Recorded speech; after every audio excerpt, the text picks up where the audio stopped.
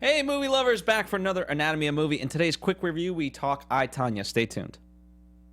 Welcome to Popcorn Talk, featuring movie discussion, news, and interviews. Popcorn Talk. We talk movies. And now, here's Popcorn Talk's Anatomy of a Movie.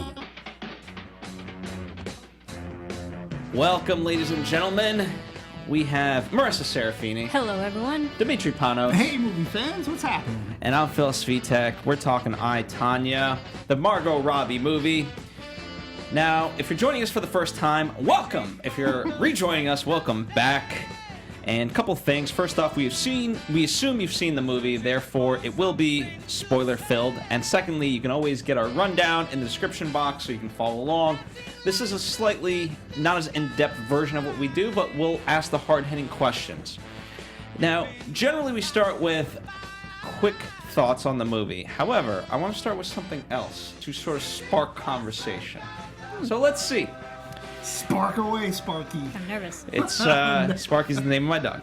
So this quote is from David Foster Wallace. It's from his very famous commencement speech to Keenan.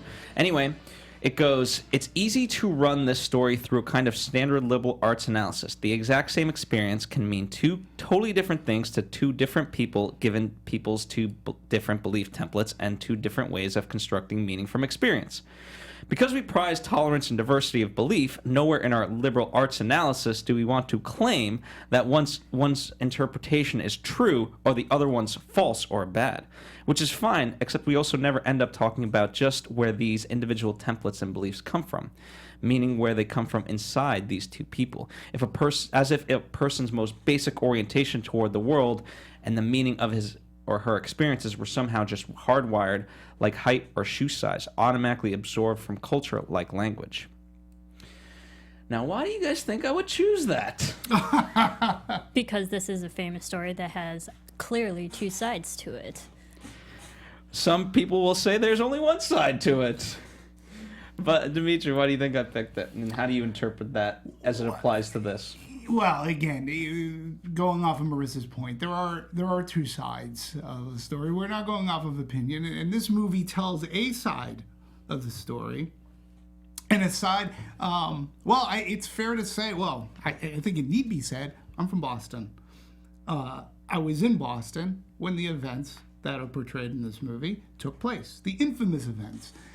And Nancy Kerrigan is a New England native. I believe she's from Stoneham, Massachusetts, which is about 5 miles from where I live. And when this story erupted on the scene, we saw a side of the story, none of which was really portrayed in this movie. I felt like I saw a movie that was showing me something and I was going, really? Because being from Boston, we knew exactly who was guilty. And we knew the party that it was guilty from. And this is the way the news was being portrayed there, in that territory. It was interesting to me to see the movie, like this side of the story. It gave me pause. It made me think about things, and maybe the New England news was biased because Nancy Kerrigan being a hometown girl and we want her to succeed. And this is a horrendous event. But seeing things when Tonya Harding, after the events that take place, when she was in Portland, Oregon, and people were like holding up signs saying, "We love you, Tonya, we support you, Tonya." We got none of that in Boston. People wanted blood of Tonya Harding, the husband, the bodyguard, the whole dopey clan, so to speak. So that's why I believe that you're quoting today and the way the media looks at things.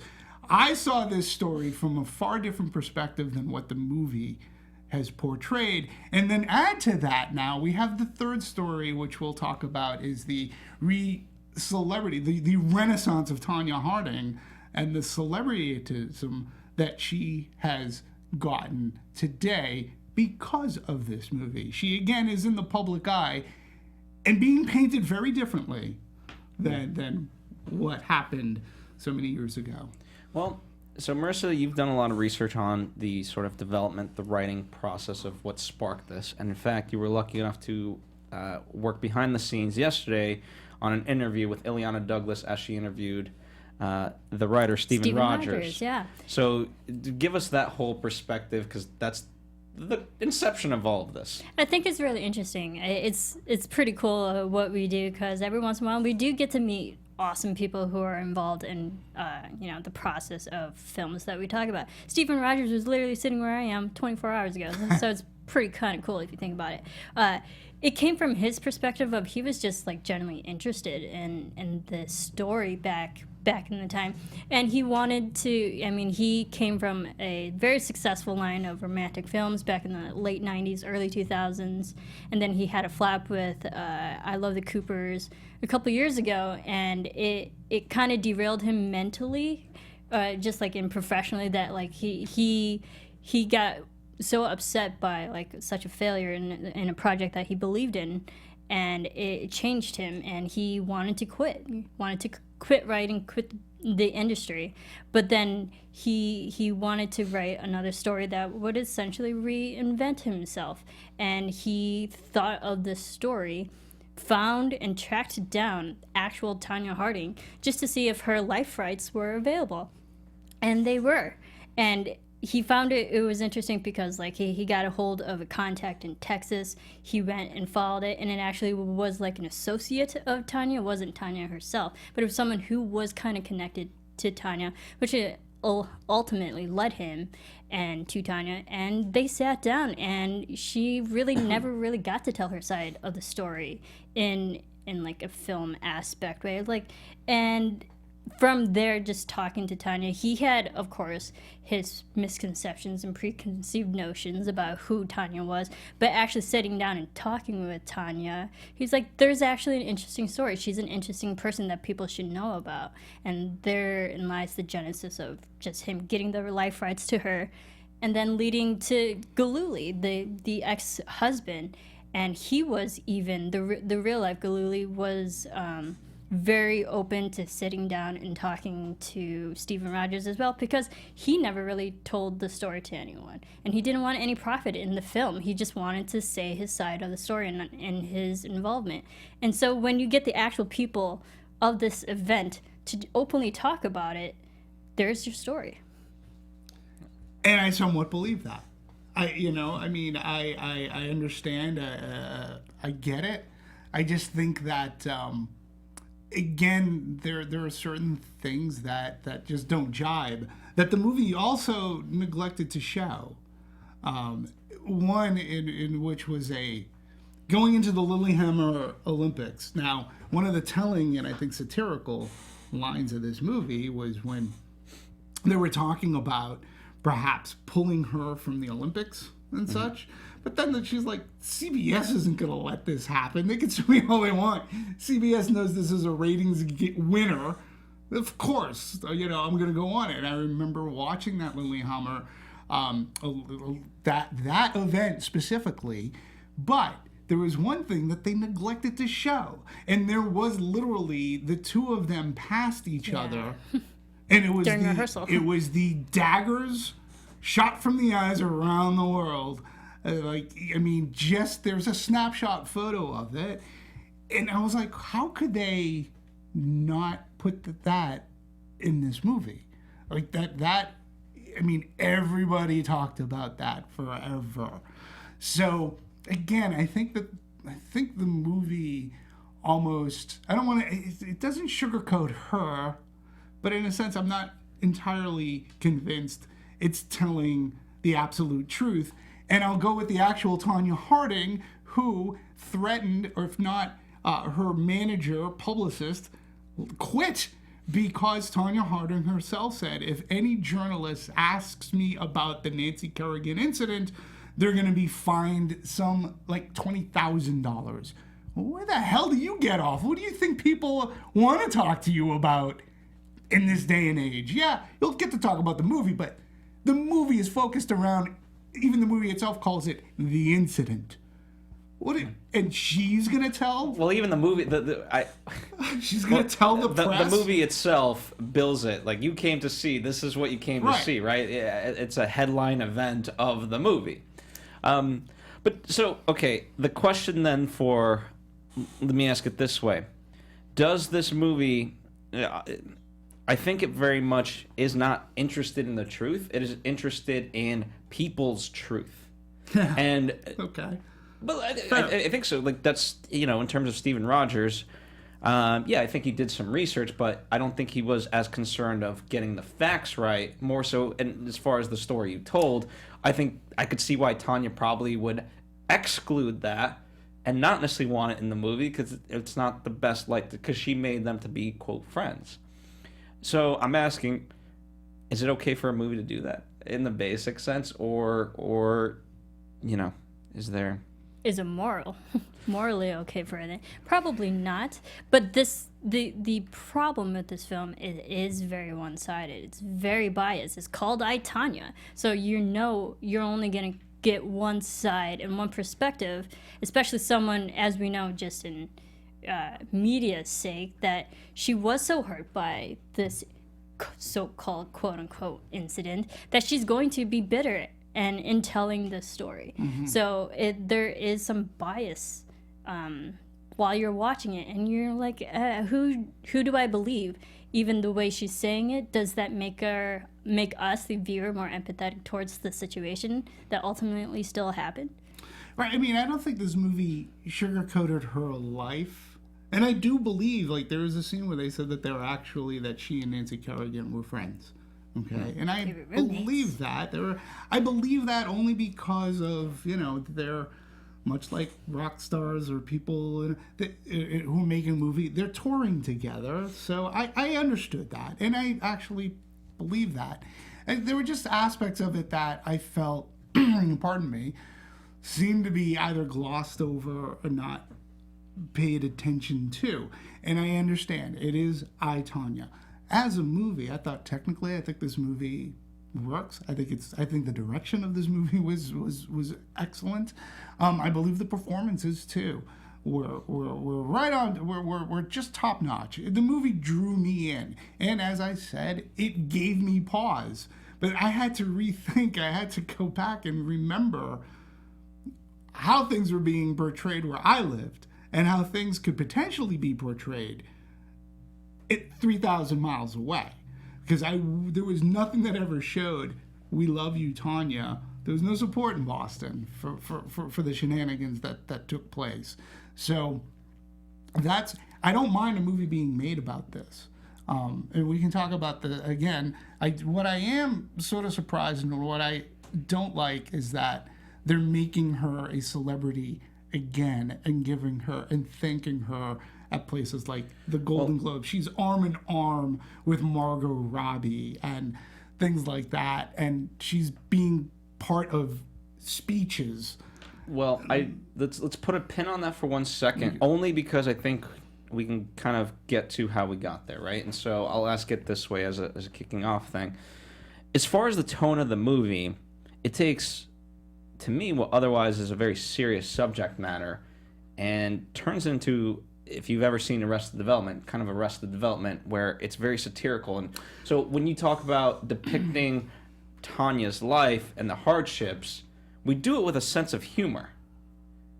She's literally shooting a shotgun at the husband. She's like, I never did that. And so, and as an audience, I don't know, to me it was somewhat, I didn't necessarily know how to react. There was times I did straight out laugh because it was just so funny, and even in particular, once we get towards the end of, I forget, the bodyguard, when he's like, to Tom I don't know, with Tom Harding. Oh, Tonya, yes. Right. And it just turns into this farce. Well, the opening title card to this movie, which I didn't commit to memory, but says, this is an interpretation of ironic, untruths and or truths, it basically is leaving it up to the audience. But that title card sets up the movie. And I think the word satire is a fantastic word, because this does satirize. It satirizes the world of ice skating. We can talk about the judging of ice skating, which has always been suspect within the Olympics to begin with. It satirizes the media. I mean, hard copy with these shows were just starting out then. And what I felt it was a perfect bookend to this movie, at the end of the movie, it pretty much leads into O.J. Simpson.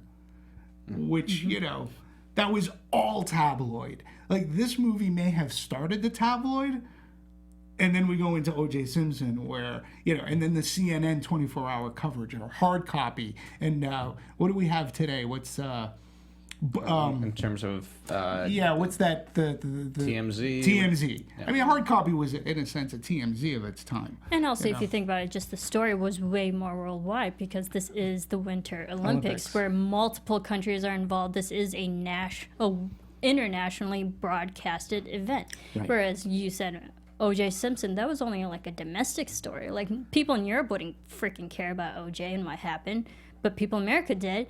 But that's why the whole world was involved on this, because it wasn't an international story. It's an international sport. And I also didn't realize how great ice skating was, and like I knew, you know, I grew up with more so like Kristian Maguchi and that era of ice skaters. But even then, I didn't, you know, from an early age, I didn't realize, oh, this is the sport, you know, in terms of Winter Olympics and so forth. Right. And like, I grew up with like Michelle Kwan era as well, but it's also it does shed some light to just like how prestigious ice skating was. It is such a, I don't want to say fancy, but like a high regarded sport, that where something as terrible and horrendous as an act could be in such a high profile sport is this big surprise for people. And it was a very high profile case. Because a lot of it, too, I mean, they're just a bunch of idiots. I mean, there were cameras around. So it was like we got to see, where we may not have seen the act happen, we definitely saw the aftermath. Everybody who was around that time, why? The crying of the why, the tears in the face, I mean... And the pure thing of why did this happen? And that turned into, why did this happen? Who did this? What? And that led into the investigation, and that became the tabloid news. Mm-hmm. And because these people were idiots, it was pretty much solved rather quickly. I mean, because it led to all of the drama going into the Lillehammer Olympics. Mm-hmm. Well, let me ask this: since we're depicting what's true and what's not true, is there any truth to I don't know what the word is, not corruption, but sort of messing around in terms of the sport of mind games, if you will, for a more subdued term? You mean mind games amongst the athletes? Yeah, because that was started, and that's what kind of was the inception into this obviously very grotesque version of that. I think there was a lot of sports pressures and qualifications that women have to go through to be in ice skating, and I think the film does actually a good job of setting up Tonya Harding's life. She does not have the conventional training for the sport. She wasn't raised in a perfect household. Not to say Nancy Kerrigan was in a perfect household either, but just saying, like, she didn't have like the best foundation and to grow up in, and like she had to go against the grain, and people were already counting out Tonya Harding, so you do feel bad for her in some ways. And we just know the sport wasn't really on Tanya's side throughout this. So like, Tonya did put in the hard work and the training, and she wasn't getting the recognition and appreciation that she should have. So I can understand Tonya was like just frustrated, and then when this incident happened, they blew it up more than it should have been. Well, again, I go back to there's, whether it's gymnastics, anything that you need to be graded on by a human judge panel, but particularly the Olympics, and particularly within the past 10 years, it has come to light that there has been corruption within there.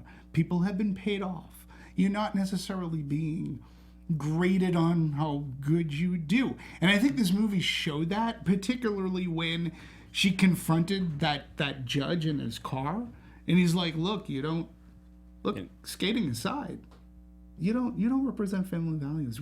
He basically said, we don't like you.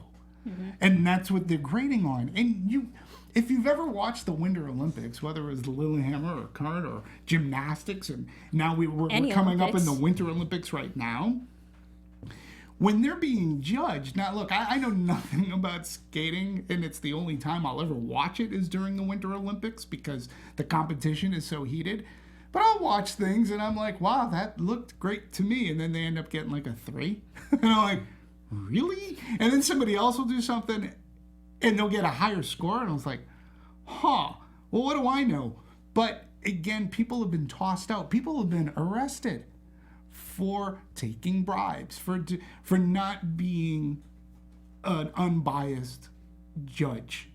Even if you're unbiased, what is the definition of that? Right, and also they were just in the sports requirement. Like you did get points for appearance, and they docked Tonya Harding all the time for that because she didn't live up to the quote-unquote appearance that they were looking for in the actual sport. So, she was upset about that. There was a lot of different factors where the sport was already against her before she even started. Yeah, and obviously we're in turmoil. Aly Raisman is sort of opening the door to that whole thing. Gymnastics is a whole nother beast. I don't want to get into Another that New necessarily. Englander. But one thing too that I did not know about Tonya Harding, and again, could have been purely because I was living in Boston. I didn't know that she was the first woman ever to do the triple axel, and I do know that is a big move in ice skating, and she did it consecutively and flawlessly many times up until Lillehammer, let's say. But I didn't realize that she did have a celebrityism prior to all this, but I never paid attention to skating. So I never knew about Tonya Harding until the incident in the Lillehammer Olympics and the events leading up to that. Well, from a production standpoint, because it is such a hard move, there was only 3, from what I call 3 women in the world that could actually pull that off, and so they had to get one of them to double up for that move because, it's obviously a very tough move. And the way it was described and explained from a visual standpoint and from the dialogue standpoint of the movie, I thought it was brilliant. That's why I think the tech specs in this movie were amazing, how the camera was able to follow the skates and you got to see the technical aspects of that move. Absolutely. Yeah. I thought they did a really good job. And Margot Robbie, having grown up nowhere near ice, to put it lightly, she didn't really know ice skating, nor she actually wanted to eventually play hockey, though, ironically. But she, going back to an earlier point, when she read initially when she read it, it wasn't until the end of the screenplay that she realized, oh, this is based on something. So do you find that ironic telling of the script, or just comical, or just think nothing of it, ultimately? I mean, it's funny if you think about it, but you also just have to remember who Margot Robbie is. I mean, she's an Australian, and she's young. She's my age. I mean, come on. And you just got to remember, she did not grow up knowing, you can assume she wasn't well versed in the story. So now realizing the story was based on real events, I mean, I think that's just a natural reaction. But also kudos to her for wanting to portray such a big story and a big person in real life. Well, I think it's a testament to the script.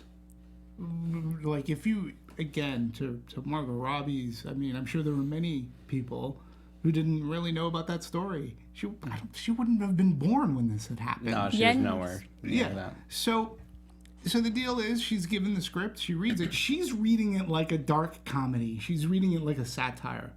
And she was probably going, Jesus, this is a funny story. This could be good. This is great satire. This is great commentary.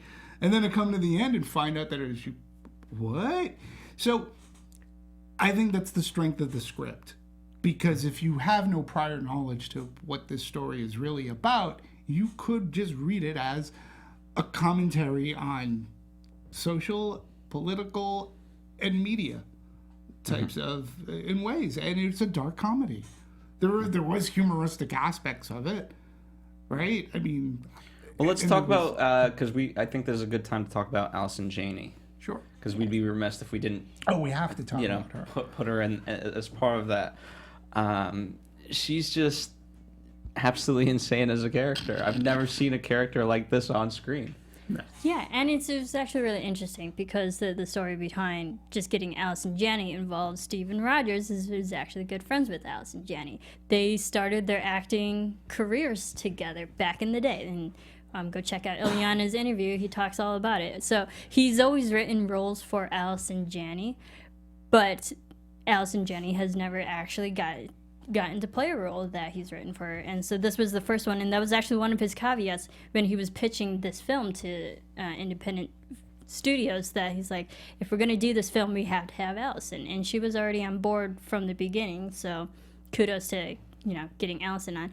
But the interesting is that there's not a lot of footage and documentation on the mother on I, Tonya. So Steven Rogers only had like a few things to go off of, and he basically wrote a character who he envisioned is the mother, who is so outrageous and so, in a way, so unbelievable, you can't believe that this is a real person. But but taking that point a step further about, do we believe this story? I mean, he would have had to have gotten some information from Tonya Harding herself, right? I mean, he couldn't have made up the character completely, because then what does that say about this movie? Then maybe I shouldn't be paying attention to it.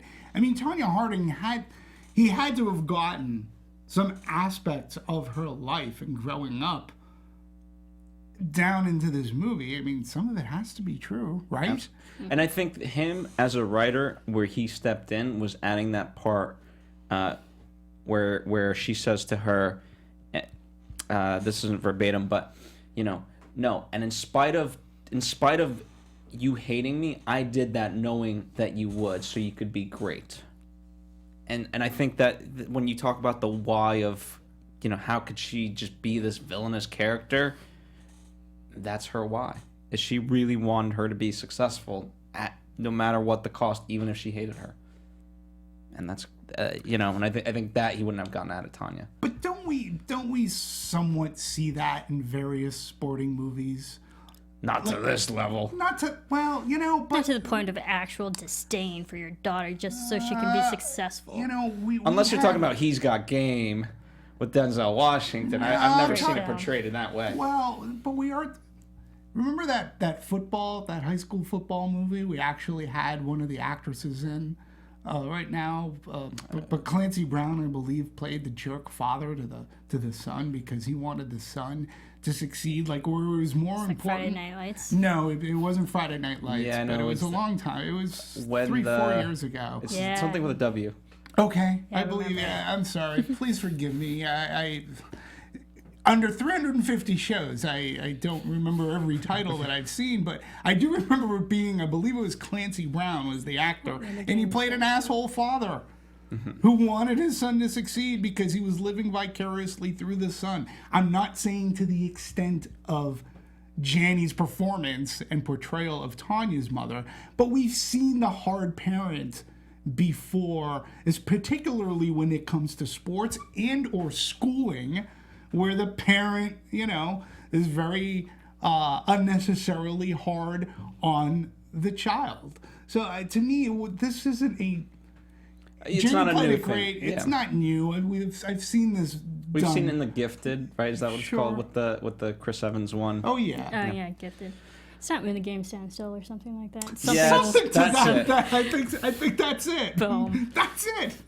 Boom goes the dynamite. No, September 2014, I believe. Yeah. Oh, God bless you. if that's right. Jesus. It's like but I remember, stands tall or stand still, one of those. Yeah. Anyway, refocusing a little bit. Yeah, she. You understand where she's coming from. For that, and you understand that's from an early standpoint, you get this is the driving force of, okay, her life, meaning Tonya's, is a living hell, and the irony, as the movie kind of comments on it, is she goes from one bad situation to the next. She doesn't really find a way out of it. And it's an interesting nature versus nurture debate. I mean, because of who she gets involved with. Number one, at a young age, she has a choice. School, skating. That's it. There wasn't like you can go to school and after school you have to practice at skating. Can't afford both. What are you going to do? And the choice was made to do skating because that's what the child took to. Okay, you understand that? Great. But because of the mom, like if the mom had any kind of motherly nurturing abilities, maybe she wouldn't have gotten into an abusive relationship. But the way the movie sets things up, you understand why she's with this wife-beater monster. You know, I mean, like, you sort of get it. They did a great portrayal of him in the sense of those moments, because and I feel bad because I sometimes see, not to that extent, but I know when, like, the boyfriend comes back and he's saying the BS lines, and you know this is going to be short-lived, and it's unfortunate, and you're like, don't you smell this a mile away? Like, well, but he was portrayed so innocently. Well, that's what I'm saying. He played it so perfect. It was perfect. So when that first hit came, we were like, whoa, okay. And that, I guess, is a part of the story that I wasn't made aware of, being in Boston. But the guy's, he was a dummy too. He was a monster. Played wonderfully by Sebastian Stan, known to many as the Winter Soldier. I mean, he was fantastic in this movie, I thought. I mean, it was like, this is great to see these people outside of these superhero roles, and you actually get to see them. They're actors. Correct. Can you imagine? And well, they act well in those movies. I'm not taking anything away from those movies. It's like but he was really they good actually in this have movie. the talent for good acting. It's not like commercialized. It's like they have the talent for it. He was very good in this movie. I think he was great. He was so good at being an a-hole to the point where you're like, girl, what are you doing? Well, like, why do you bring this upon yourself? Get out. And like, you're just frustrated for her and the situation that she's in, but also makes it just the context of the whole story very understanding of the situation she was also put in, the people she was surrounded by. She was not in a good environment. She was not with good people. So when her world was crashing down on her, you feel bad. You actually do genuinely feel bad for her. Yeah. She made bad choices, and part of it was the way that she was nurtured. But it was also the people who she wanted to keep being with. Yeah. It's part of the technique, right? If you really break it down, it starts off with there's a little bit of a love story, but then there's a sports movie, let's say, in there, and then we really turn it into somewhat of a heist movie, and then like a boxing match movie, because the way she approaches it, we brought up that line of like, okay, so you're here for the incident, here we go, and like that's the main event. As far as technique, I applaud it from being able to switch genres just like that, and that's what keeps it entertaining. Were you at all reminded at any certain point, like perhaps the conception of the incident? I was reminded a little bit of Logan Lucky.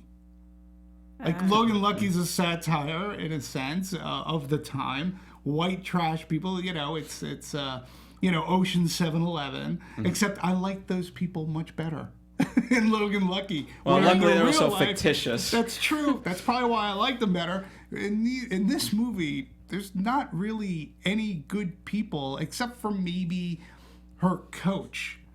Maybe two of her coaches, but the one that at the beginning, and then she gets fired, and then she comes back at the end, who sort of sees like, maybe if I nurture her more, maybe she can go down a different path. But there really aren't likable people in this movie. And most of them, if not all of them, are idiots.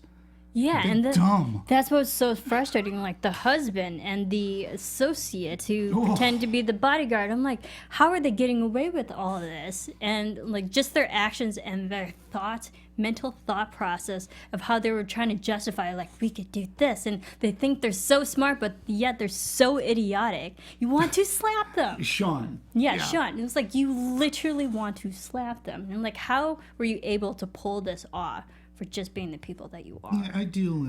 That's why they didn't pull it off. Yeah, no. But like, But how could Galuli be that stupid to not think that this Sean was anything but what he portrayed himself to be? Okay, but when you're surrounded by those people and that's your worldview in a sense, what else do you got to go off of? And I guess. You know, I could see you get sucked into that because you have no point of reference.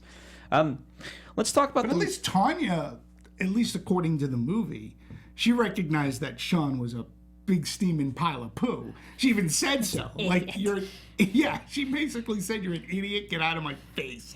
And yes, much maybe, more but words. even you know, whether or not that's true, despite that, in the movie, she still had his company. So it's, you know, she didn't do herself any good there. Shifting gears before we get to what you wanted to talk about, but let's talk about the music, and then we'll shift gears into the larger context of all of this. I thought the music, as far as production, was quite good. I thought, you know, part of what makes this movie quite satirical is that you're encapsulated by this music and the soundtrack, and you're just bobbing your head to it. I was, at least. Yeah, I mean, there's a lot of diegetic music in this movie, and it's also I didn't really remember orchestral, if there was any. I mean, we had Peter Nashel who did the music, but there were notable soundtracks from that time, back in the 90s, back in the 80s when this all happened. Like, I remember those music like ZZ Top compared to instrumental. yeah, but that Chicago song wasn't from the 90s. That was, if I'm correct, from either the 70s or 80s. I mean, again, it was such a variety of music that we're listening to here. And it's just something that has always been done. Rock and roll has always been in movies, okay? Always. And it's how it's used. And I think with Guardians of the Galaxy, which used music, like not score, but like rock music to such effect, and we're seeing it now more and more. I think the soundtrack of this movie too was perfectly set to the various scenes and what's going on, and the music itself almost told the story of the scene as a backdrop. And to your point, I think it pulsated and moved the movie along. We always talk about how score can move a movie and pace the movie. The music here, which was like source music, it's rock and roll, moved the movie along, gave the movie a pulse and a pace, and it did it really well. It's a very good soundtrack. Yeah, and, you know, to be fair, the only reason I knew about the incident is because Maria Menounos spoke to Nancy Kerrigan before Nancy went on Dancing with the Stars, and I happened to be there. That's, by the way, if that didn't happen, I cannot guarantee that I would have actually known what the hell the context of historically this is. And I mean to say that because if there are other people in a similar position where they don't know the context, score sets the emotion. But in this movie in particular, if you're familiar with the song, you're going to already know, and you're going to kind of get into that familiar place because of that song, and therefore it's going to make the event seem quite familiar, even if you aren't actually familiar with them. Right. Mm-hmm. So I think that was part of the technique. Yeah, and it definitely helped set up the time, what music is being that they're listening to. But again, it really was the pulse of this movie. And you mentioned ZZ Top too, right? Well, that was actually her song that she used for her routine. Right, so. and that was so unorthodox at the time. Well, period. It still is. Still is. You know, you're not using ZZ Top, and that's another reason why the judges were like they don't like out of the box so much outside of various techniques and triple axels and whatever. But hell, if you do a song that who is the? You're just too damn loud. Yeah. And this is her rebellion, I think. You know, if again that is true that she used ZZ Top.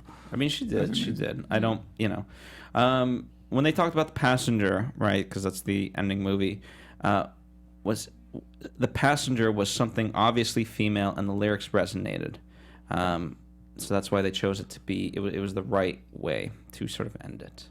You know, and then of course you got Devil Woman by Cliff Richard, right? And that's on when, the nose, right? But that's when we're meeting Allison Janney as the mother on the ice skating rink. You know, she's gonna get you. Romeo and Juliet by Dire Straits. Free Your Mind from In Vogue, Goodbye Stranger from Supertramp, right?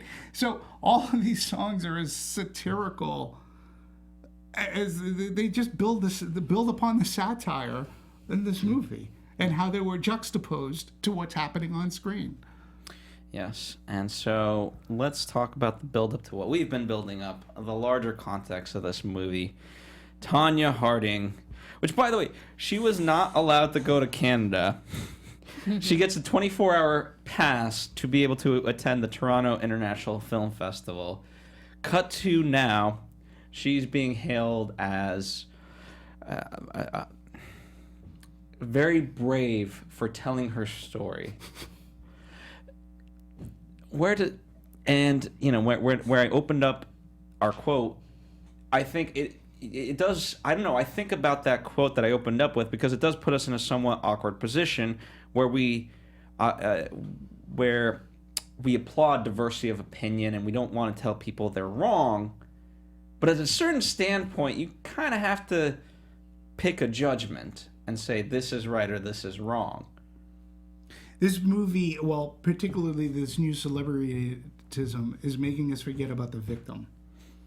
And look, I don't mind that this movie was made. I don't mind that Tonya Harding had input. You know, a lot of interviews, a lot of her input was given. I am getting, again, I do mind of the celebrity that's being made of her now. And when you have an award winner, Allison Janney on stage thanking Tonya Harding, all I can think about is Nancy Kerrigan going, what the fuck is going on here? What do you mean? You're thanking her? It's like she's like, she kneecapped me. And I don't care what you say. She was part of that. She was part of the clan that planned to kneecap me. And I'm trying to figure out, it's not too unlike, like, remember when they were making Celebrity of Sean Spicer, right? So he gets, he quits, and he's known for lying for a certain person, and then all of a sudden, he starts going to award shows, he's being interviewed, and finally some people are like going, why are you making a celebrity of this person?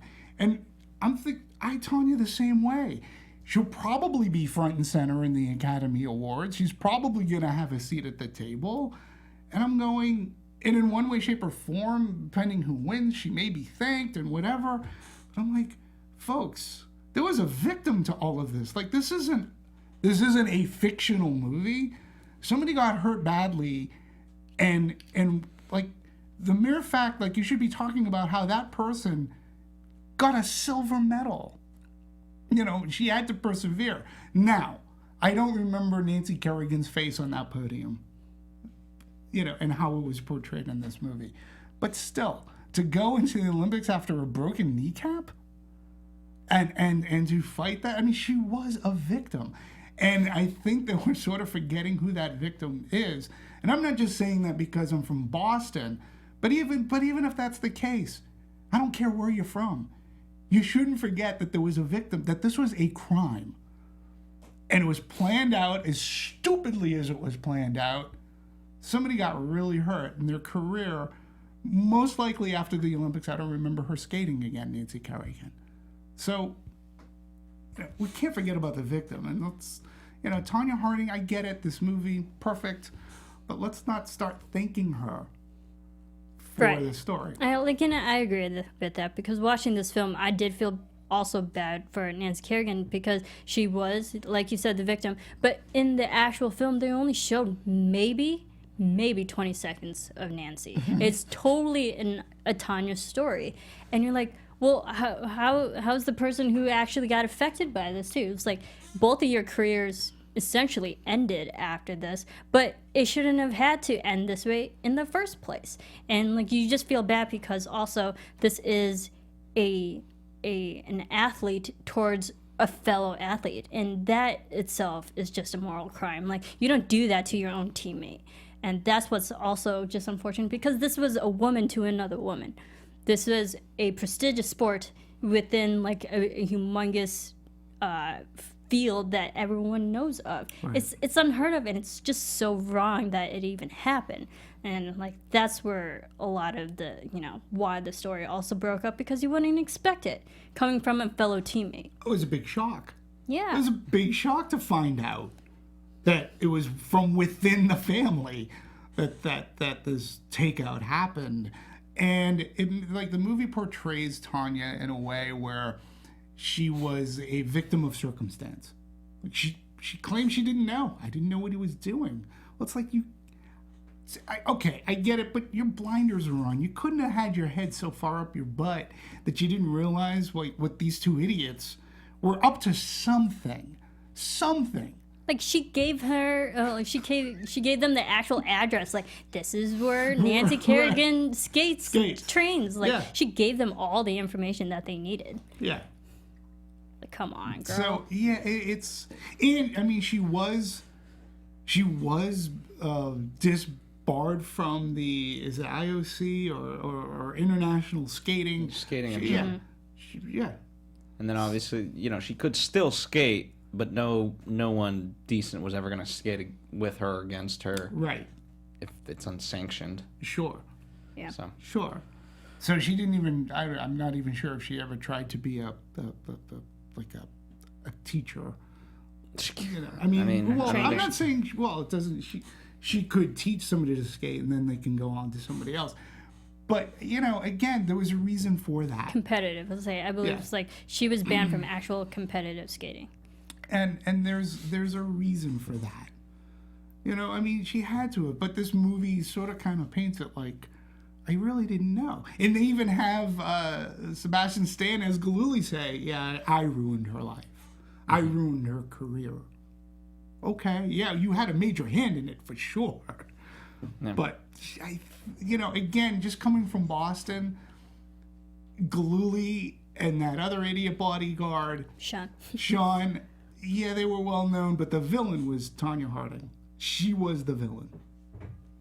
Well, she was the public face. Yeah. Mm-hmm. So, yeah, it's interesting, and I don't know. I think we need to kind of come together and figure out what the right stance is, because I don't. As everything continues, I don't think you could applaud everyone just because for the sake of diversity and not wanting to say someone's wrong. You eventually have to. That's like giving carte blanche to Hitler. Yeah, well, and what if this movie was fiction, right? What if this movie, it's not, I know, but let's try to step outside. If this movie was fiction, we'd be going, wow, what a great satirical comedy, dark comedy this is. But knowing that it's based in reality, it's tough because, if it was a true fiction, I think you needed to portray Nancy a little bit, because this movie assumes that what you're getting into. So it changes the context a little bit. And ironically, that's still, even with it being historic, I would have liked to see them interact a little bit more before the incident. I don't need even after the incident, just before, to kind of get their dynamic. True. To show that there was a friendship. But again, the movie glosses over the glare. Yeah, they glossed over Nancy. Only 20 seconds of her is in the film. And also was her smoking a bong. Yeah. What's also really just frustrating is that because I don't feel watching this film there was ever really a moment where Tonya felt bad it actually happened to Nancy. Like, hey, this happened. Well, she straight up didn't. And that's the thing. There's no real moment where you see Tonya actually have genuine remorse for a friend and an athlete and a teammate. Like, you never saw that moment. So just as an audience member, how do you feel for Tonya when she doesn't even feel? You're right. There's no sympathy. Exactly. And again, too, and I think what could have diffused a lot, okay, I'm not saying that there wouldn't be a schism between Kerrigan and Harding, but had Tonya Harding had the sense, or she had somebody, you have to apologize. I mean, she made this apology, but it was such a false apology. Like, there was nothing, it was just cookie cutter. Had she gone out with heart and said, look, I was friends with Nancy Kerrigan, I could claim that I had nothing to do with this, but my head being in the sand is not an excuse for the events that happened. I hold myself accountable because I'm married to this man. No longer, but I'm married to this man. So I am at fault, and I take blame, and I truly apologize. And if she had said anything like, Nancy and I were competitors, but we were friends, and I'm sure we'll never get that back again, but I apologize for what happened, and B, at least have some sympathy. I mean, I think right there, that was a better apology than what she actually gave. I mean, she was complicit to this, and she doesn't even admit to to being. Well, this movie certainly doesn't help. No. And mend any bonds of broken friendship. No. All right. But she didn't want it. To your point, I don't think she wanted it. Yeah. There's, from a woman watching this story about two women towards each other, you would just want to have that real moment of, hey, something terrible happened, and I just feel genuinely bad. Yeah. We didn't I feel get bad that. about it. We did not get that. No, we did get... She got hit once.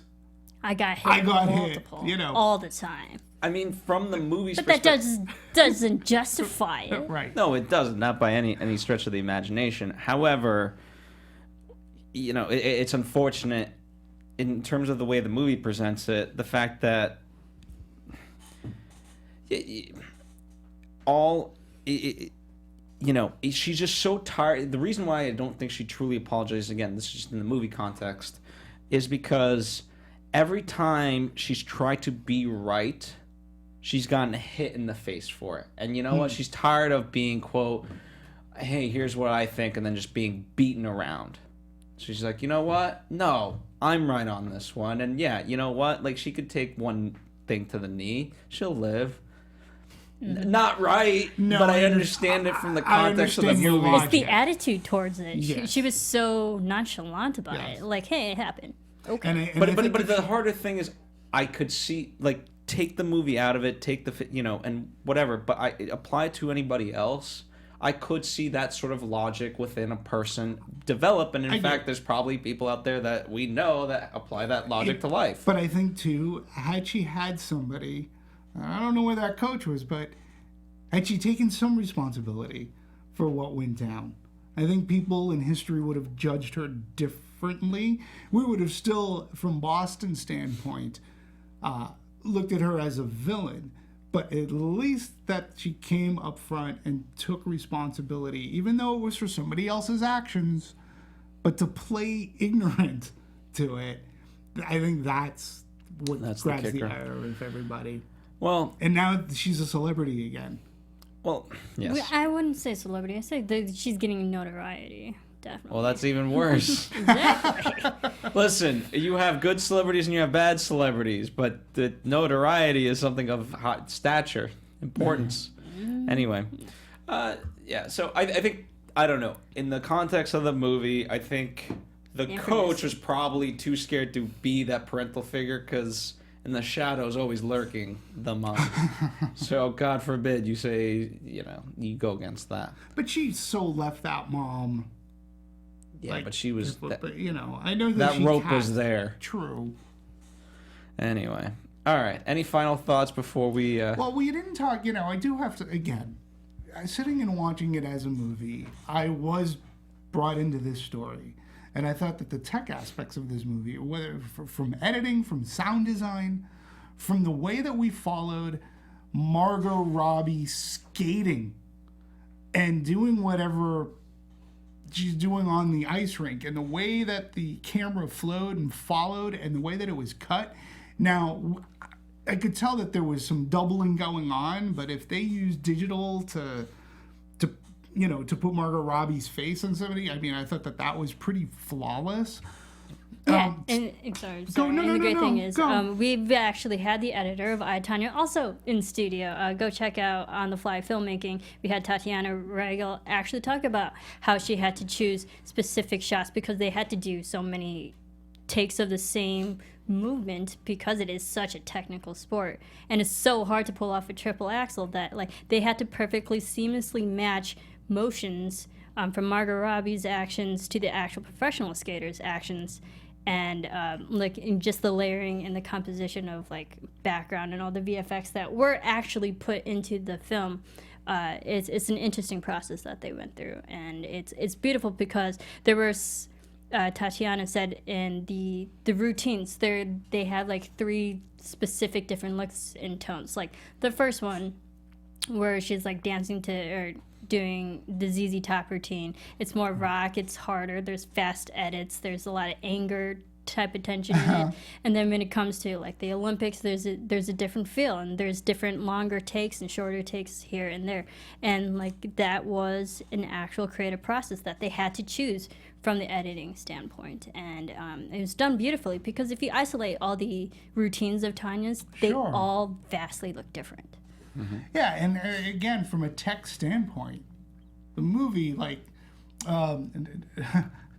not since what was that figure skating movie that was big with Aladdin on Ice? Aladdin on Ice, yes. I don't know. No. The Ice Capades. Well, it was funny that they mentioned the Ice Capades. Figure skating. Do they even exist? I don't know. No, it was the guy and the girl, and the guy who was a hockey player. He got hurt, and he can only be a figure skater. Sounds like a romantic comedy. Marisa, It was your like- realm. romantic comedy. I should know this. You should know this. DB Sweeney, I think, was in it. Moira Kelly was in. I don't know. It was a romantic. Cutting Ice- edge, is it? That's the one. Thank you. Never Yeah, it heard was of coming it. to Never me. seen it. Yeah. Cutting edge. Yeah. Not since the cutting The edge. first one. Not the, I didn't Don't even even know watch that the there were second. sequels. Not since the cutting edge. His figure skating looked so good, other than in I, Tonya. So it took a long time to get to that one. Sorry, folks. Hey, I remembered our movies we're talking about. So, yeah, again, the movie did draw me in. It did make me think. It did give me pause, and I had to think about certain events. In the end, I mean, I do recommend as a movie, but don't forget the victim, and take it with a grain of salt. I think you really do have to take this with a grain of salt. All right. Bring your salt shakers. $20 million in box office thus far. Again, not too bad. No. For a small, Neon, which is a very independent company, on the lines of like an A24. I mean, they're definitely getting their money's worth out of releasing this movie thus far, and I think they'll get a little bit more once we get closer to the Academy Awards. Performances are worth seeing. Right. I mean, Allison Janney is fantastic, despite if the character is slightly false or not. But Stephen Rogers did say that he purposely went the independent route because he believed that studios would kill this movie. Yeah. He worked so hard on the story that he would have been heartbroken just to get turned by the studios again on another what could have been a flop. Yeah, and again, I have to point out, why is there no attention being drawn to Margot Robbie as producing this movie, starring in this movie? Again, you say she's your age, independent, smart, a fantastic actress, well within, in her own right, but now she's producing, she's, whether they're indie films or such, this is a multi-hyphenate woman in the marketplace. Give her, let's give her some more credit. I mean, I think it's fantastic what she's able to do. It's not a stinky movie by any chance. You should just need to think of all sides when you see it. Yeah, it's a very biased movie, and that's what's frustrating. Well, people can say that about any movie, can't they?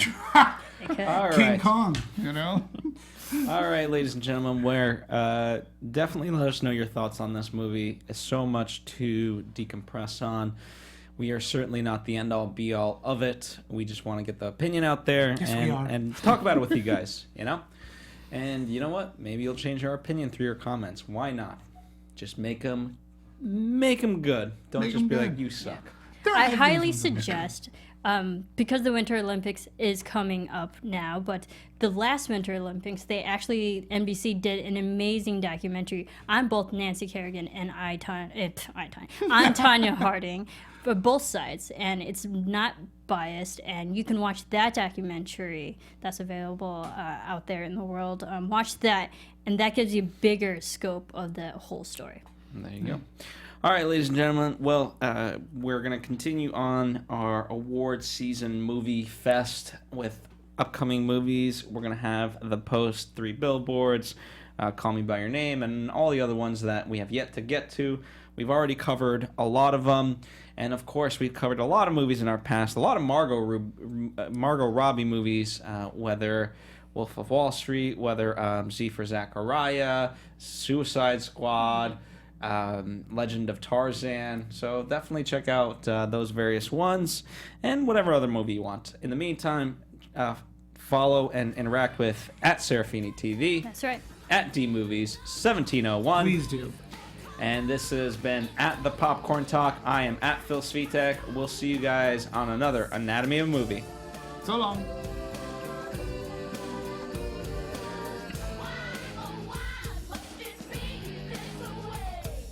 From producers Maria Menounos, Kevin Undergaro, Phil Svitek, and the entire Popcorn Talk Network, we would like to thank you for tuning in. For questions or comments, be sure to visit popcorntalk.com. I'm Sir Richard Wentworth, and this has been a presentation of the Popcorn Talk Network.